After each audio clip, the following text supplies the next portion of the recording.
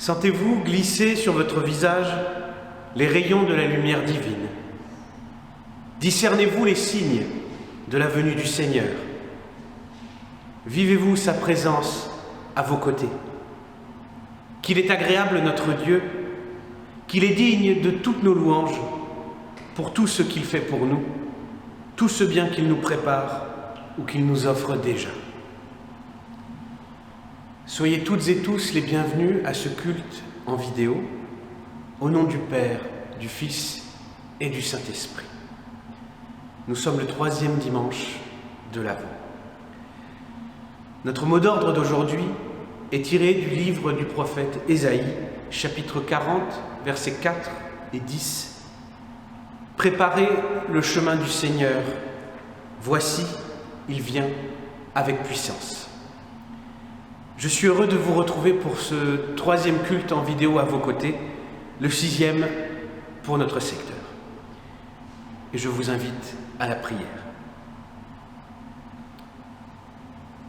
Seigneur, pour ces temps difficiles, ne t'éloigne pas de moi. Au contraire, rapproche-toi encore plus de nous, Seigneur. Rends-toi plus présent, plus intime, plus décisif dans nos vies, dans nos décisions, dans nos aspirations. Sois présent pour ce culte, sois là parmi nous. Tel un réconfort, telle une rencontre merveilleuse, telle une ouverture vers un autre monde, vers une nouvelle espérance. Seigneur, sois la lumière qui perce les nuages pour venir nous atteindre et nous réconforter. Amen.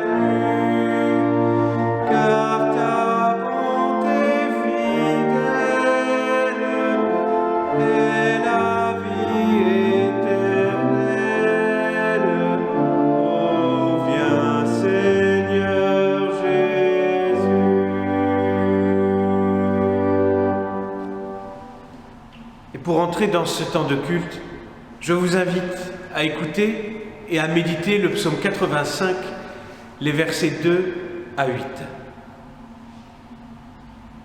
Tu as été favorable à ton pays, Éternel, tu as rétabli Jacob.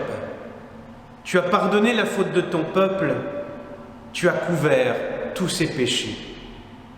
Tu as retiré toute ta fureur, tu as renoncé à ton ardente colère. Rétablis-nous, Dieu de notre salut. Mets fin à ton indignation contre nous. Es-tu irrité contre nous pour toujours? Ta colère durera-t-elle de génération en génération? Ne veux-tu pas nous rendre la vie, afin que ton peuple se réjouisse en toi? Éternel, fais-nous voir ta bonté et accorde-nous ton salut. Amen.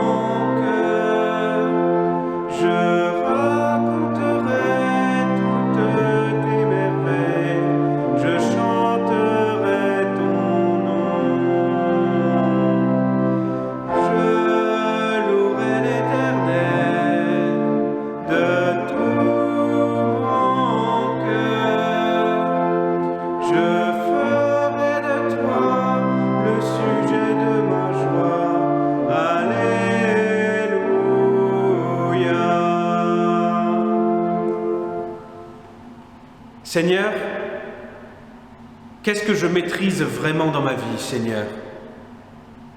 Mes mains et mes mots saisissent, dessinent, organisent, ordonnent. Oh, comme j'ai l'impression parfois que je peux me passer de toi. Comme je pense que j'y arrive enfin, que je parviens à faire se tenir en équilibre toutes ces choses contradictoires, toutes ces forces qui s'affrontent autour de moi. J'agite la torche de mon intelligence et je fais fuir les loups qui rôdent dans les ténèbres. Victoire. Puis il suffit d'un moment d'inattention, un seul. Et la forteresse de ma vie se révèle être un château de cartes qui s'effondre brusquement. Les bêtes, les méchants, les soucis, les tentations, les peines, les craintes, les déprimes que je croyais avoir chassées reviennent soudainement avec plus de force que jamais. Ils m'assaillent et ils m'abattent. Pardonne-moi, Seigneur, j'ai cru que je pouvais tout faire seul, que j'avais assez de moyens pour résoudre tous les problèmes. Pardonne-moi, Seigneur, j'ai cru qu'il ne fallait pas t'embêter avec mes soucis, qu'il n'était pas nécessaire de te solliciter.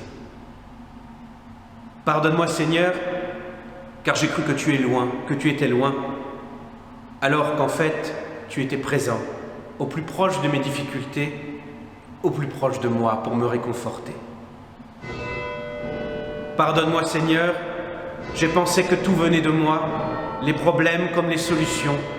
J'ai perdu de vue les montagnes que tu as déplacées rien que pour moi, pour que je sois en vie, pour que je sois heureux, pour que le mal ne m'atteigne pas, pour que je me tourne enfin vers toi. Oui, pardonne-moi, Seigneur, car j'ai péché en essayant d'inventer une vie où tu n'existes pas. Amen.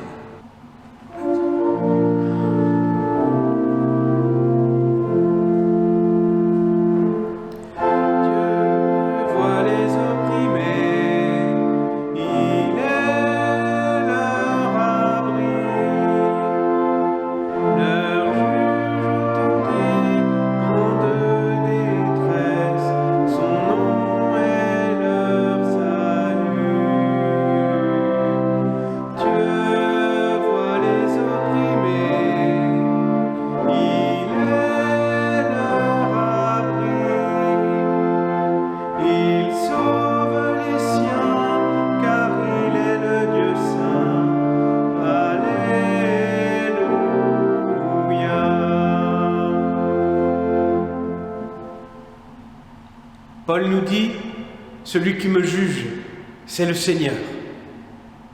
Accueillons ensemble la miséricorde et la grâce de Dieu, car il est seul juge, il est seul clairvoyant dans un monde aveuglé par sa propre existence. Il est celui qui voit au-dessus de nous l'intégralité de nos vies et qui parmi nous partage notre intimité, souffre avec nous, rit avec nous, aime avec nous. Dieu nous offre sa grâce parce qu'il voit dans les moindres détails, depuis le très haut jusqu'au très bas, tout ce que nous sommes et tout ce que nous faisons. Dieu te voit tel que tu es vraiment. Et il t'aime pour cela. Amen.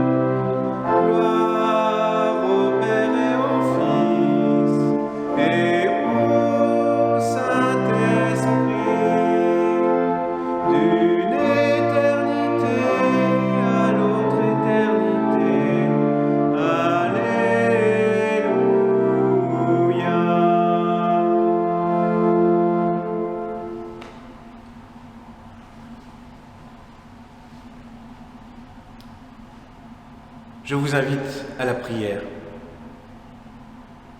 Seigneur, quelle place te donner dans nos vies? Quelle espérance pouvons-nous déduire de toi, de ta proposition de vie, de ta parole, de tes miracles? Seigneur, avec l'Esprit Saint, montre-nous, enseigne-nous, guide-nous, pour que nous puissions, dans cette période complexe, te faire la place qu'il faut dans nos vies, celle où tu pourras nous donner toutes tes bénédictions, celle où tu pourras nous guider, celle où tu nous feras entendre ton appel pour que nous puissions te servir au mieux. Amen. Écoutons ensemble la parole de Dieu. Avec l'aide de son Saint-Esprit, entendons ce que nous devons entendre et comprenons ce que nous devons comprendre. Nous lisons ce matin dans l'Ancien Testament le livre du prophète Ésaïe, chapitre 40, les versets 1 à 11. Consolez, consolez mon peuple, dit votre Dieu. Parlez au cœur de Jérusalem, criez-lui que sa période de combat est terminée, que sa faute est expiée, qu'elle a reçu de l'Éternel le salaire de tous ses péchés. Une voix crie dans le désert, « Préparez le chemin de l'Éternel, faites une route bien droite pour notre Dieu dans les endroits arides. Toute vallée sera comblée, toute montagne et toute colline abaissée.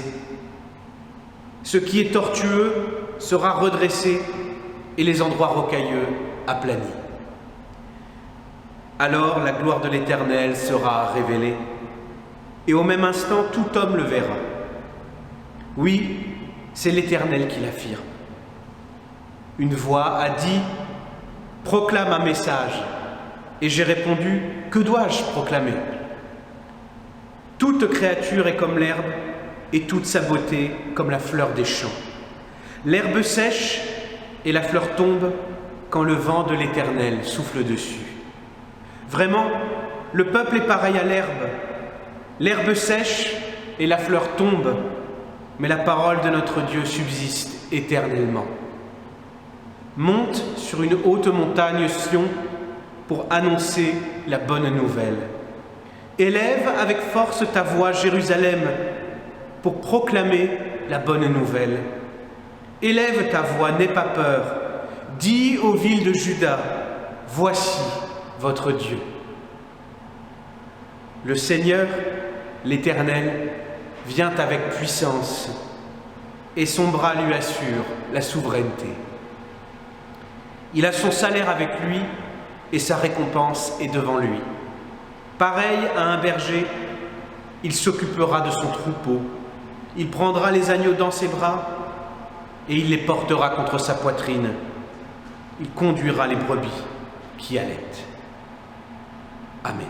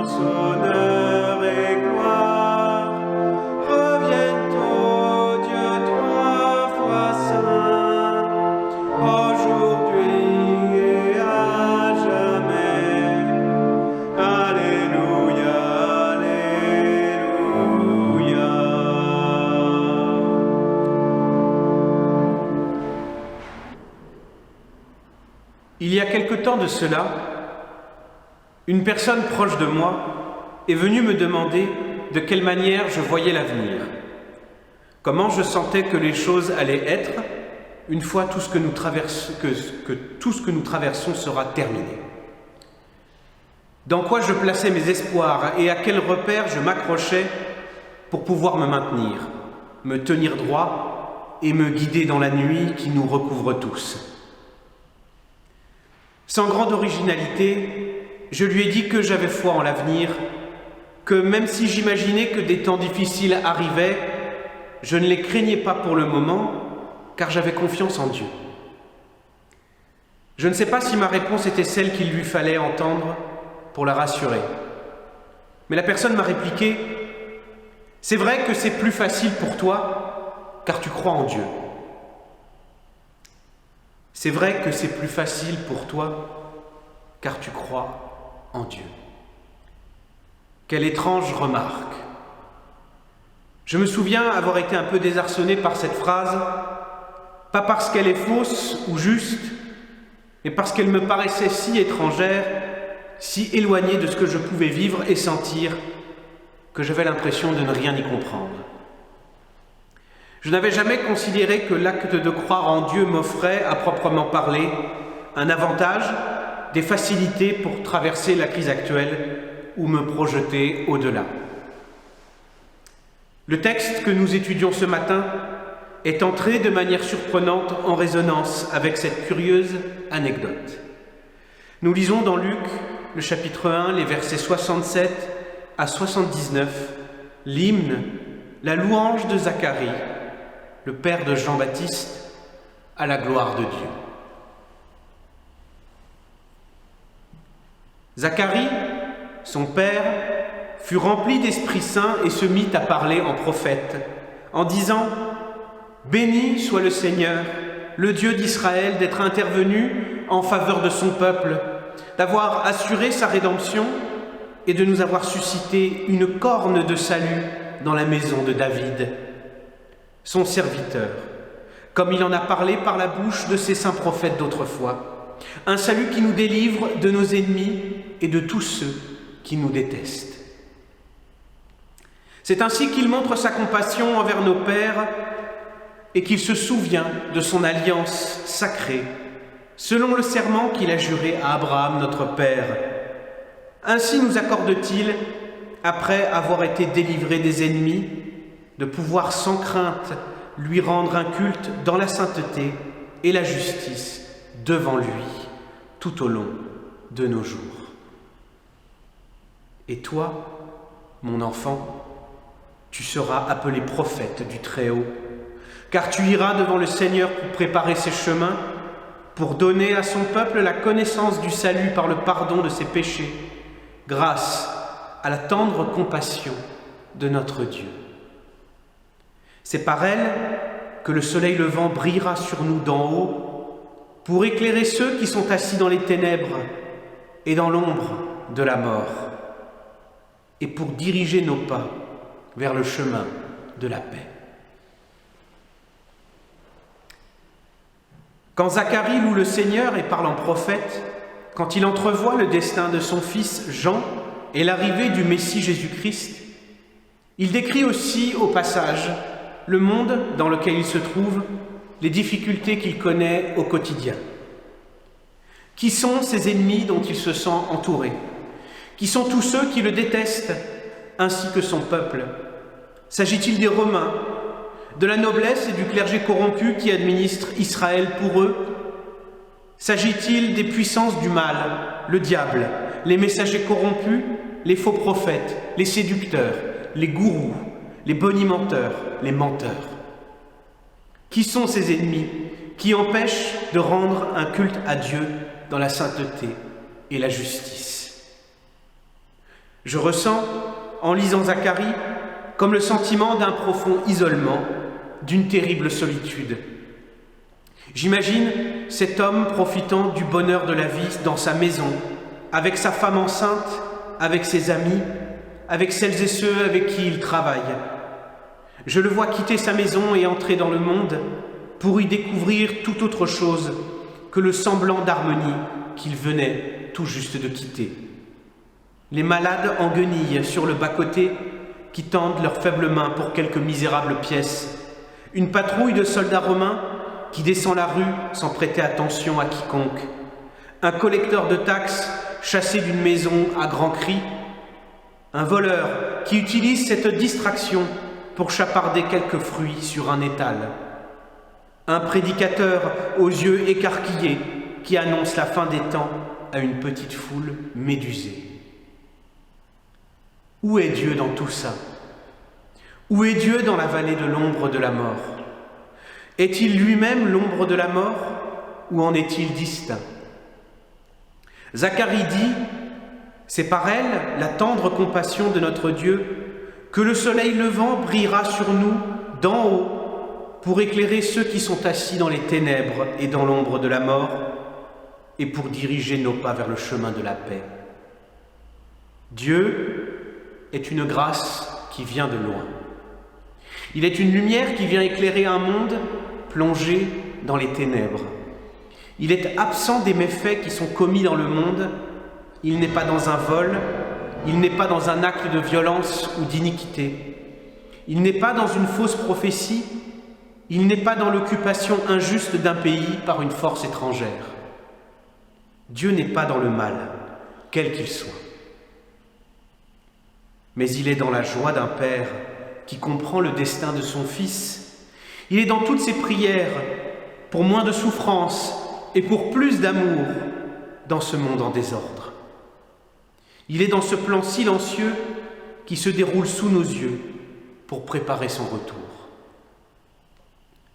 Dieu est avec toutes celles et tous ceux qui décident de vivre avec lui. Mais il n'est pas présent comme un distributeur de miracles ou un distributeur de bénédictions qui ferait se lever d'un coup toutes les difficultés ou qui les ferait instantanément et magiquement voir de manière si différente qu'elle en devient plus douce, plus facile à vivre. Encore une fois, quand j'entends Zacharie s'exprimer, j'entends la joie et la reconnaissance envers Dieu. Mais j'entends aussi un homme qui connaît des difficultés. Je regarde vers nous maintenant. Ne sommes-nous pas dans la même situation que Zacharie? Ce n'est pas parce que nous sommes chrétiens que le monde est soudainement plus simple à comprendre et à supporter. La foi n'est pas un incroyable talent qui offre à tous ceux qui le possèdent une vision claire et apaisée du monde. Combien parmi nous sont angoissés? Combien connaissent le chagrin? Combien souffrent de la perte d'un proche? Combien sont contrariés, voire même révoltés par ce qu'il se passe tout autour de nous? Combien enfin ressentent coup de blues sur coup de blues, la tristesse et la déprime, et se sentent dépassés, submergés par la cadence aussi effrénée qu'absurde des événements que nous subissons aujourd'hui. Comme Zacharie, mais pour des raisons bien entendu différentes, notre présent est étouffant et désagréable. Le monde déploie autour de nous et parmi nous son cortège d'injustice, de mensonges et de folie. Nous sommes, comme n'importe qui, au fond de cette vallée recouverte par l'ombre menaçante de la mort implacable. Mais au fond de la vallée, nous devinons un horizon lumineux. Nous voyons notre espérance, la silhouette encore imprécise, encore lointaine mais bien réelle du Messie, du Sauveur qui vient, du Dieu qui est déjà en route et dont l'avancée vers nous fait déjà pousser dans nos vies de très, très beaux fruits. Si j'ai été désarçonné jadis quand on m'a dit que c'était certainement plus facile pour moi de ne pas craindre l'avenir parce que je croyais en Dieu, ce n'est pas tant parce que c'est faux, mais parce que je crois c'est un peu trop simple. Ce n'est pas ma croyance en Dieu qui me donne foi en l'avenir, c'est Dieu lui-même.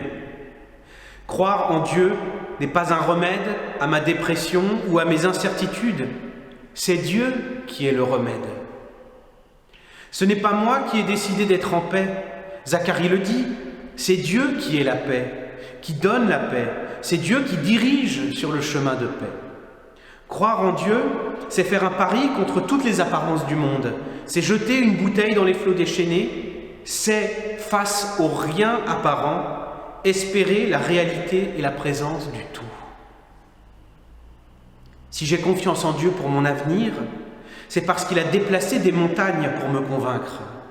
C'est parce qu'une bouteille est revenue de l'infinité de l'océan. C'est parce qu'à mes cris, un murmure a répondu.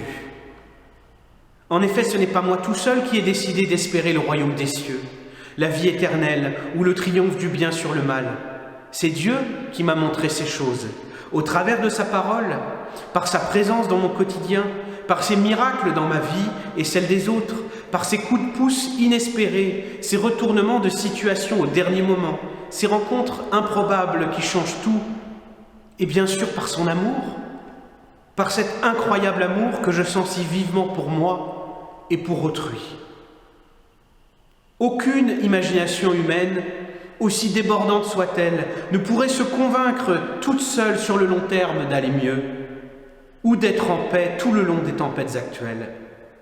Parce que justement, notre environnement, passé la petite échelle que nous maîtrisons à peine et encore, de notre personne et de notre famille proche, notre environnement renvoie principalement des incertitudes, des soucis et des déceptions, en retour de nos requêtes pressantes d'assurance. Le monde ne porte en lui-même aucune des espérances que Dieu nous propose. Le royaume de Dieu est ailleurs. Dieu est d'ailleurs, Dieu est différent. Il est distinct du monde, mais il nous y rejoint pour y partager notre quotidien, pour l'embellir et y lever les difficultés. Croire en lui, c'est dire un petit oui à un infini d'amour. On peut en être fier, on peut se satisfaire de ce petit pas fait vers Dieu en l'acceptant dans nos vies, mais c'est une satisfaction semblable à celle d'un petit enfant, tout fier de soulever tout seul une lourde chaise que son père, en réalité, tient discrètement par l'autre bout. Je crois, Zacharie croit, nous croyons, certes. Mais ce n'est pas cette croyance qui rend nos vies meilleures. Ce n'est pas ces croyances qui nous rendent plus assurés quant à l'avenir. C'est Dieu. Parce que c'est lui qui répond, c'est lui qui agit, c'est lui qui marche vers nous. C'est lui qui a bâti la Jérusalem céleste, qui a construit et aménagé notre maison là-bas, qui a inscrit notre nom sur la porte. C'est lui qui nous montre le chemin pour le rejoindre. Et c'est même lui qui a fait le chemin et les outils pour le défricher. Alors, qui est le plus digne de nos louanges? Celui qui croit ou celui qui a tout fait pour qu'on croie en lui? Zacharie ne s'y trompe pas en disant Béni soit le Seigneur, le Dieu d'Israël, d'être intervenu en faveur de son peuple, d'avoir assuré sa rédemption et de nous avoir suscité une corne de salut dans la maison de David, son serviteur. Un salut qui nous délivre de nos ennemis et de tous ceux qui nous détestent. Oui, béni soit le Seigneur, car il est notre Sauveur. Amen.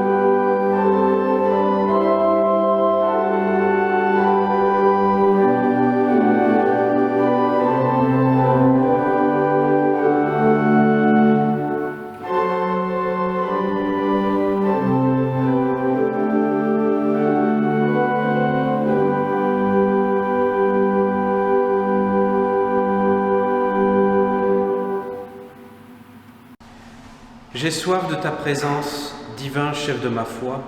Dans ma faiblesse immense, que ferais-je sans toi ?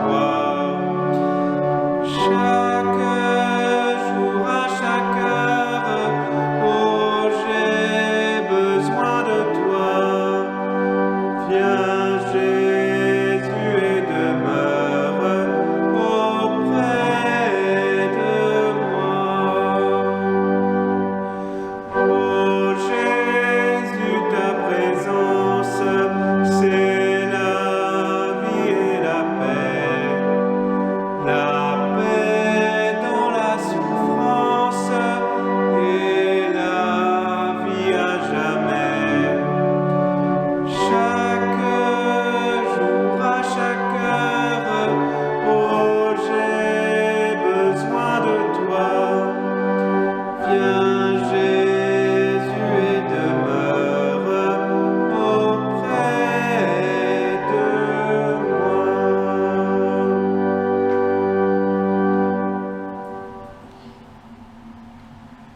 Prions ensemble, frères et sœurs, avec la prière que nous propose cette semaine le groupe d'écriture de prière d'intercession de notre secteur.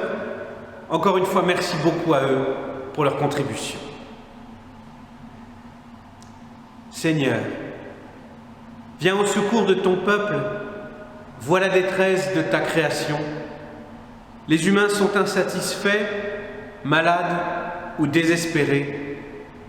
Même la nature souffre et dépérit.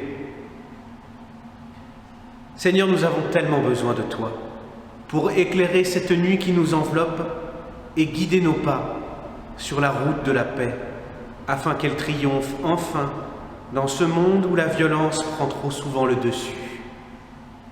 Ne permets pas que nous perdions espoir, sois avec nous, afin que, comme Zacharie, nous puissions dire « Dieu est plein de tendresse et de bonté, il fait briller sur nous sa lumière, il éclaire ceux qui vivent dans la nuit et dans l'ombre, il guidera nos pas sur la route de la paix. » Zacharie a compris. Avec la naissance de Jean, son fils, et sa mission, ton projet devient parlant et visible. Jean sera le prophète, le messager qui ouvrira la voie. Et avec ce Père et ce Fils, nous comprenons, nous, ta bonté et ta tendresse, Seigneur. Nous comprenons que ta lumière viendra d'en haut, comme celle du soleil levant. Et nous voulons croire qu'elle éclairera ceux qui vivent dans la nuit et dans l'ombre de la mort. Et nous voulons croire qu'elle guidera nos pas sur la route de la paix. Comme Zacharie a attendu la venue de Jésus dans la certitude de la promesse faite par Dieu, fais que nous aussi nous attendions ta venue dans la joie et la louange. Porte-nous dans l'engagement aux côtés de nos frères malades et souffrants, pour que là où se trouve la solitude, nous créions des liens avec tous les moyens de communication possibles, afin que les fardeaux pèsent moins lourd pour nos aînés, pour les personnes dans le deuil et pour les malades. Aide-nous à refuser toute forme d'exclusion. Fais que nous osions nous lever pour annoncer ta parole, en disant que nous sommes tous frères les uns avec les autres. Oui, fais de nous des messagers vrais, des témoins de ton projet, pour apporter l'espoir à ceux qui ne croient plus, pour éclairer ceux qui vivent dans la nuit. Et qu'en nous, ton message puisse devenir lisible, visible, et laisse transparaître ta bonté, ta tendresse, tout ton amour pour chacun d'entre nous. Amen. Seigneur Dieu, nous allons maintenant te remettre, dans le silence de nos cœurs, ceux de nos proches, familles, amis, connaissances, qui ont besoin de toi, de ta lumière, de ton amour, de ton espérance.